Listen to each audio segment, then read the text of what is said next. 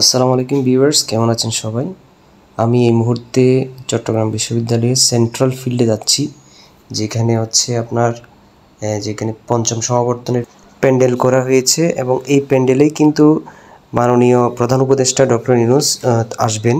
তো আমি একটু পরেই আপনাদেরকে দেখাচ্ছি এই প্যান্ডেলটা, পঞ্চম সমাবর্তনের প্যান্ডেল, যেখানে সমাবর্তী অংশগ্রহণ করবে প্রায় 22,583 জন গ্র্যাজুয়েট এবং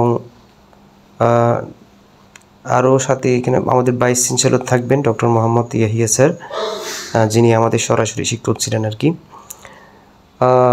নোবেলজয়ী অধ্যাপক, চবির সাবেক শিক্ষক ডক্টর মোহাম্মদ ইউনূস, বাংলাদেশের প্রধান উপদেষ্টা, এবং এই সময় ডক্টর মোহাম্মদ ইউনূসকে সম্মানসূচক ডিগ্রি প্রদান করা হবে। পাশাপাশি বিশ্ববিদ্যালয় মঞ্জুরি কমিশনের চেয়ারম্যান ও শিক্ষা উপদেষ্টা অংশগ্রহণ করবেন। এর সুবিশাল আয়োজনে সভাপতিত্ব করবেন চবির উপাচার্য অধ্যাপক ডক্টর ইয়াহিয়া আক্তার।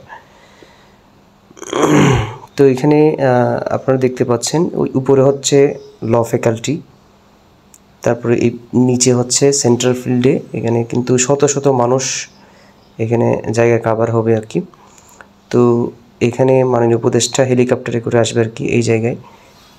একটু পরে আপনারা দেখবেন এটা হচ্ছে প্রবেশ পথ, এখন আপাতত বন্ধ, এখানে যাওয়া নিষেধ আর কি।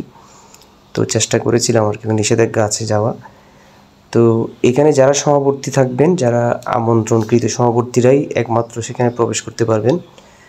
তো আমন্ত্রিতের সাথে যারা যাবেন আর কি, পরিবার অথবা বন্ধুবান্ধব যারা যাবেন, তারা কিন্তু প্যান্ডেলের ভিতরে প্রবেশ করতে পারবে না, যেখানে টাইট সিকিউরিটি থাকবে।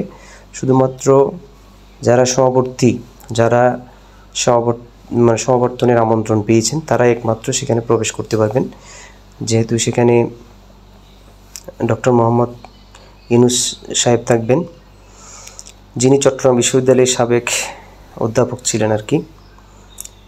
তো এই দেখতে পাচ্ছেন আপনারা, এই যে প্যান্ডেলের এইটা হচ্ছে মূল ফটক আর কি। এই ফটক দিয়ে কিন্তু আমাদের প্রবেশ করতে হবে। তো এখনও কিন্তু মেরামতির কাজ চলতেছে। আজকে হচ্ছে 12ই মে।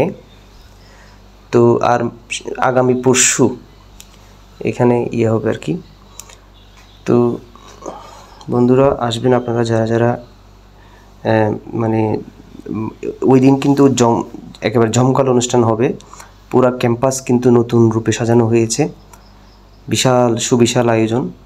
তো সবার দাওয়াত রইল আর কি, সবাই আসবেন, দেখবেন, উপভোগ করবেন। ঠিক আছে, তাহলে আমার পরবর্তী ভিডিও দেখার জন্য